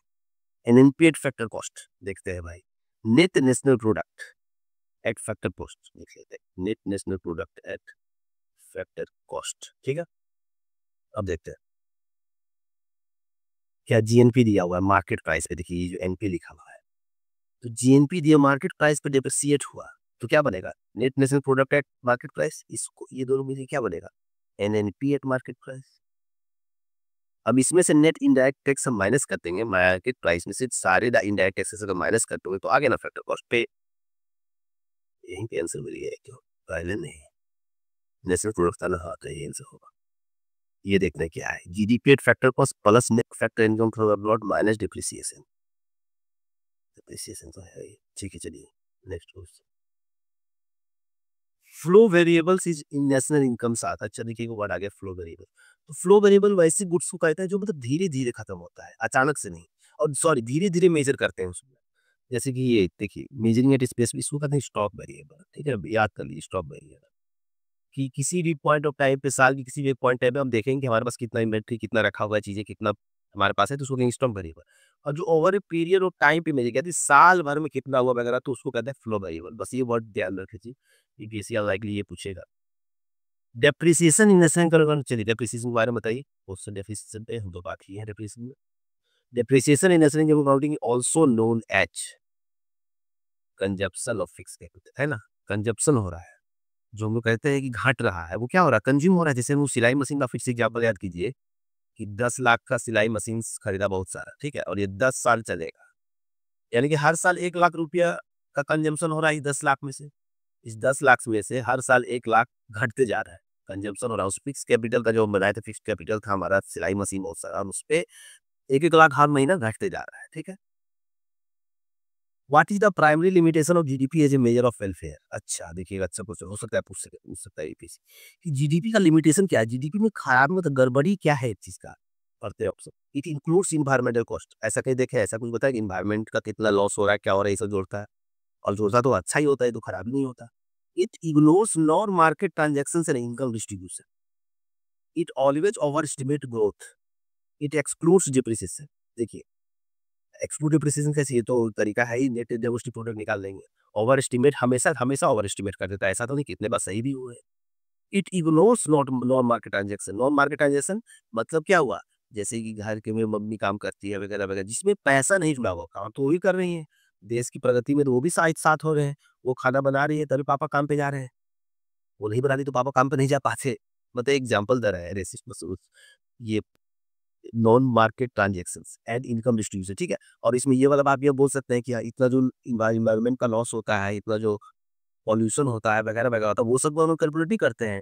इतना जो नदियों का गंदगी होता है प्रोडक्शन करने में, ये सब को इंक्लूड नहीं कर रहे जीडीपी को। उन लोगों को भी, तो उन लोगों को भी इंक्लूड करके देखना पड़ता है ना कि कितना लॉस हो रहा है एनवायरमेंट को, कितना लॉस हो रहा है बाकी चीज़ों को, उसको हम लोग इन्वॉल्व करते हैं। और उसी से सीधी जोड़ देते हैं क्या, जितना प्रोडक्शन हो रहा है गुड्स एंड सर्विसेज का, उन प्रोडक्ट्स उनके प्रोडक्शन करने में और क्या क्या हानि हो रहा है उसको इंक्लूड नहीं कर रहे हैं। तो ये एक लिमिटेशन है, प्राइमरी लिमिटेशन है कि नॉन मार्केट ट्रांजेक्शन जहां पे पैसा का लेन देन नहीं हो रहा है उसको हम इंक्लूड ही नहीं करते हो, ठीक है। Next, net factor income from abroad abroad is positive when. ये तो simple, net net factor income from abroad का क्या मतलब था कि हमारे देश के रेसिडेंट, रेसिडेंस जो हमारे देश के रेसिडेंट, ऐसे देखिए residence from income of, sorry income of residence, income of our residents of other countries minus income of residents of other countries from our country। मतलब जो भी जो ये जो मतलब हुआ कि हमारे देश के रेसिडेंट जो है रेसिडेंट, अब वो रेसिडेंट पर्सन भी हो सकता है, कंपनी भी हो सकता है। कोई कंपनी का कंपनी जो है हमारे देश में रजिस्टर्ड है तो वो हमारे यहाँ का रेसिडेंस, जैसे मान लीजिए टाटा है वो हमारे देश में रेसिडेंट, रिलायंस है वो हमारे देश में रजिस्टर्ड है।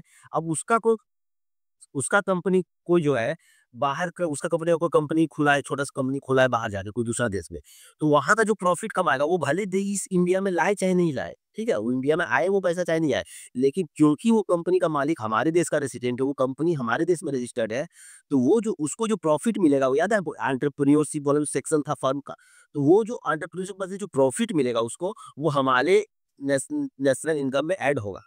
मतलब जो भी जीएनपी या जो भी बोले ग्रॉस नेशनल इनकम में हमारा ऐड होगा, ग्रॉस नेशनल प्रोडक्ट में हमारा ऐड होगा, भले वो पैसा लाए चाहे नहीं लाए, ठीक है। और दूसरे देश का कोई एक कंपनी है जो हमारे देश में काम कर रहा है, हमारे देश में प्रोडक्शन कर रहा है, वो प्रोडक्शन कर रहा है तो जीडीपी में तो ऐड होगा, लेकिन वो जो प्रॉफिट कमाएगा उससे, वो उस जिस देश का वो आदमी है, जिस देश का वो कंपनी है, उस देश के जीएनपी में इंक्लूड होगा, ग्रॉस नेशनल इनकम में इंक्लूड होगा, ठीक है। तो वहीं से ये कॉन्सेप्ट है growth net factor income from abroad. Net factor income from abroad का क्या मतलब है कि हमारे रेसिडेंट जितने बाहर से ला रहे हैं पैसे, इनकम जितना आ रहा है, और दूसरे देश के रेसिडेंट जो हमारे देश से ले जा रहे हैं पैसे, उन दोनों को अगर हम माइनस कर दें तो हम पहुंचेंगे net factor income from abroad. अब ये पॉजिटिव कब रहेगा, जब ये ज्यादा रहेगा, सिंपल सा बात है, तो देख लेते हैं।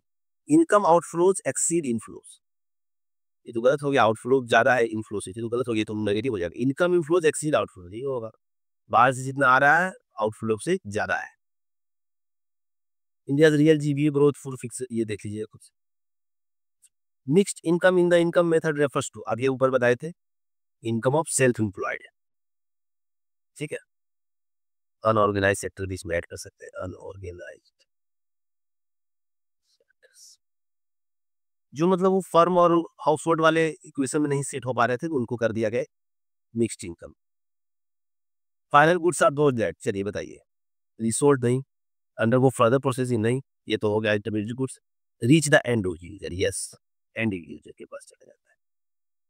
इन नेशनल इनकम बेसिक प्राइसेस बताए थे, बेसिक प्राइस आपको, market price plus subsidies, amount received by producer minus taxes plus subsidies.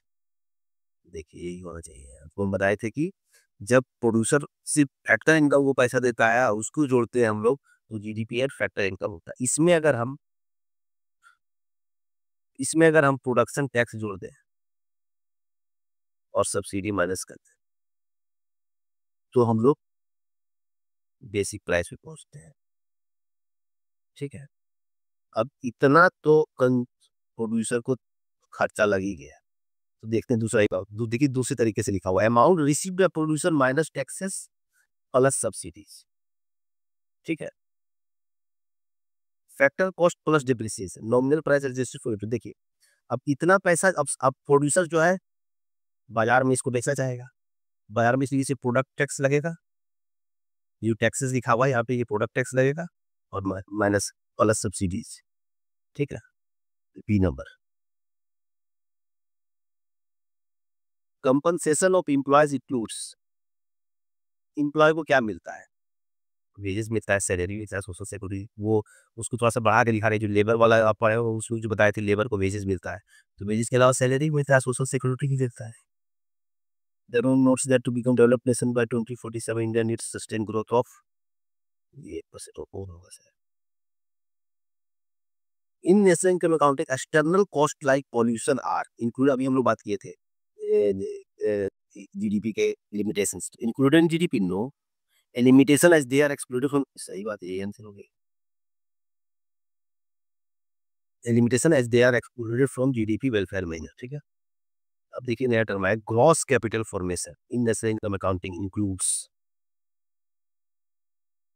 Gross investment in fixed asset and changes in inventory, मतलब इसका मतलब कैपिटल फॉर्मेशन, कैपिटल आपको बता ही दिए थे कि टोटल कितना हमारे इकोनॉमी में कैपिटल गुड्स बने, कैपिटल फॉर्मेशन हो रहा है, ठीक है, जिससे कि हम लोग और फर्दर इन प्रोडक्शन में हेल्प जिससे मिलेगा हमको। तो उसमें सारे ऐड होते हैं, जितने भी फिक्स एसेट है सब, जितने भी इन्वेस्ट कर लोग फिक्स एसेट वो भी, और जितने भी इन्वेंटरीज वगैरह में चेंजेस आ रहे हैं वो भी हम लोग, जितने भी नए आ रहे हैं, जितने भी नए एसेट्स आ रहे हैं उसको भी ऐड करेंगे, उसको कहेंगे ग्रॉस।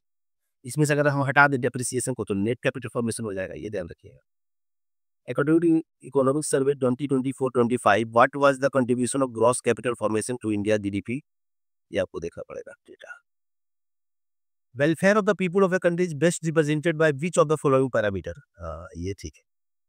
ये क्वेश्चन कह रहा है कि इन चारों पैरामीटर में से कौन सा बेस्ट पैरामीटर है नापने के लिए कि देश में लोगों का भला हो रहा है, ठीक है। पहले तो ये छाट देते हैं, कांस्टेंट ज्यादा अच्छा है, पता चलेगा करंट, करंट प्राइसेस में इन्फ्लेशन, इन्फ्लेशन ऐड हो जाता है, ठीक है। नॉमिनल जीडीपी वाला बात है, करंट प्राइसेस मतलब आज का जो प्राइस है चीजों का, इसमें इन्फ्लेशन ऐड होता है, इससे पता नहीं चलता रियलिटी में कि कितना ज्यादा लोगों में ये हो रहा है, पैसा बढ़ा। आप किसी को आप आज से 2 साल पहले मान लीजिए कि किसी के पास 500 रुपया था, आप ही सोचिए ना कि आज से 10 साल पहले जो है दूध जो है कितना में 15-17 रुपये में आधा केजी मिलता था, अभी 27-28 रुपया हो गया। तो अगर आज से 15 साल पहले, 10 साल पहले किसी के पास 25 रुपया होता और आज किसी के पास 30 रुपया है, तो ज्यादा वैल्यू कौन से वाले का, इसका है। इस 25 रुपये, मान लीजिए कि 25 रुपये में ये दूध भी ले लेता, उसके पास बच भी जाता, कितना बचता, 5-3-8 रुपया, और ये जो है बचेगा, इसको 2 रुपये बचेगा दूध लेने के बाद। तो इन्फ्लेशन का असर ये है। देखने से लग रहा है किसी के पास 28 रुपया है, लेकिन असल में ये ज्यादा वैल्यूएबल था, आपने सुनो। तो इसीलिए ज्यादा बेटर होता है कांस्टेंट प्राइस, ठीक है। ये दोनों में से कांस्टेंट प्राइस छाट दिए हो। अब देख रहा है कांस्टेंट प्राइस दो में है, पर कैपिटा जीडीपी बेहतर रहेगा कि per capita net national income बेहतर रहेगा। तो देखिए जीडीपी जो है वो total goods producing in domestic territory का बात करता है, ठीक है। कौन प्रोड्यूस कर रहा है, नहीं कितना प्रोड्यूस कर रहा है, कौन है, बोले हो सकता है 2-4 आदमी ही बहुत प्रोड्यूस कर दे रहा हो, उससे लोगों का कैसे भला हो रहा है ये तो नहीं पता चल रहा है। लेकिन जो net per capita net national income है, ये क्या देख रहा है, ये क्या कर रहा है, जितना भी नेट नेशनल इनकम है उसको टोटल,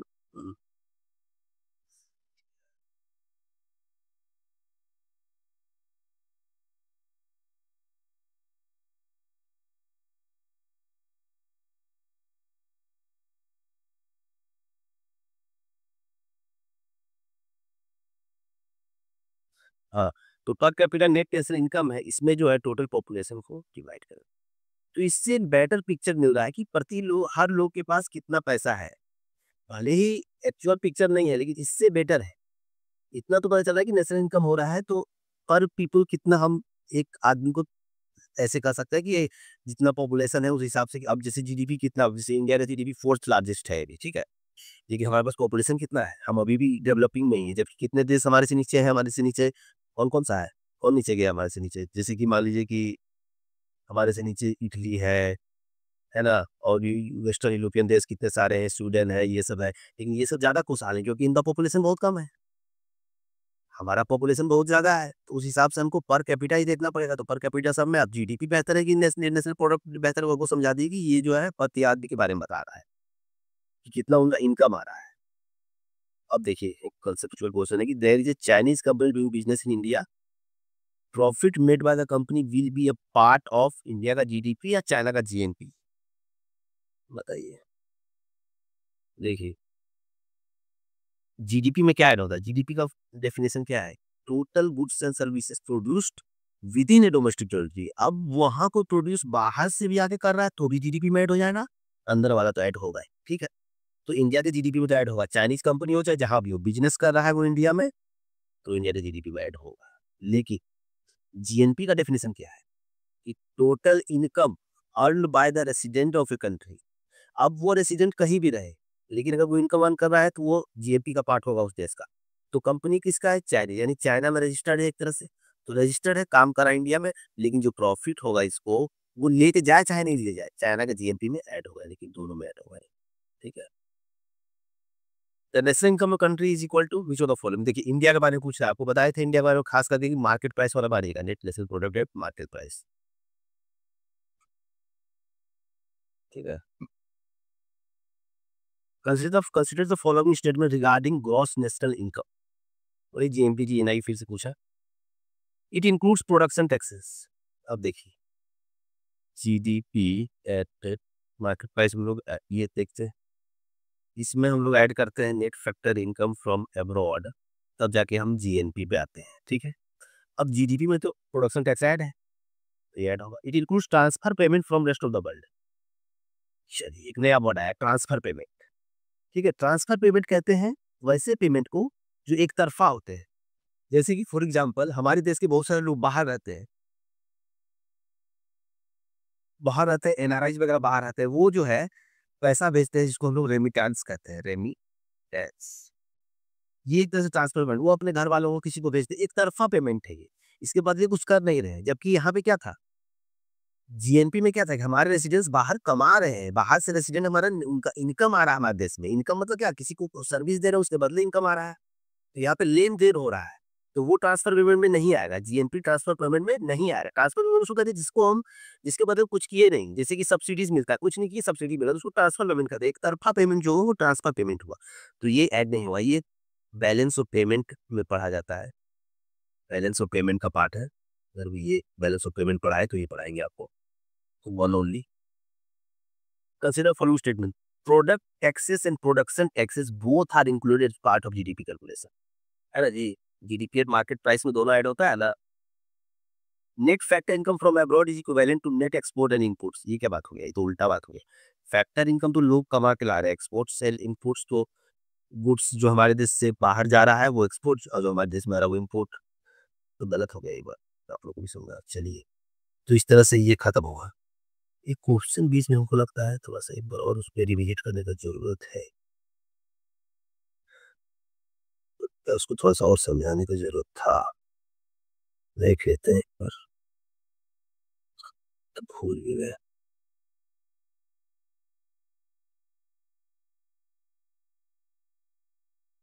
क्वेश्चन जी,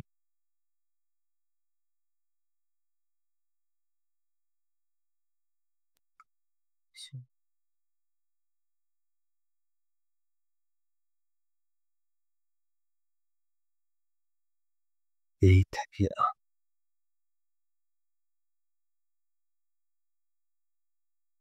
ठीक है, आप इसके अलावा आपको इसमें जहाँ भी कोई कंफ्यूजन होगा कमेंट में डालिएगा, तो हम कमेंट में रिप्लाई दे देंगे एक-एक करके। जिसको भी दिक्कत होगा जहाँ भी कुछ भी समझने में, क्योंकि थोड़ा तेज़ी से निकाले हैं, ज़्यादा क्वेश्चन बनाने पे ध्यान दें, एग्ज़ाम नज़दीक है तो थोड़ा तेज़ी से समझाने की कोशिश किए हैं।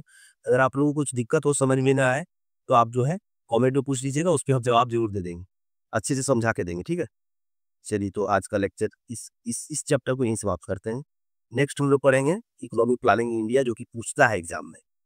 ये जो इकोनॉमिक प्लानिंग टॉपिक है इसको हम लोग पढ़ेंगे नेक्स्ट, 5 ईयर प्लान्स वगैरह पढ़ेंगे अभी थोड़ा तेजी से, और उससे कुछ क्वेश्चन सॉल्व करेंगे, ठीक है।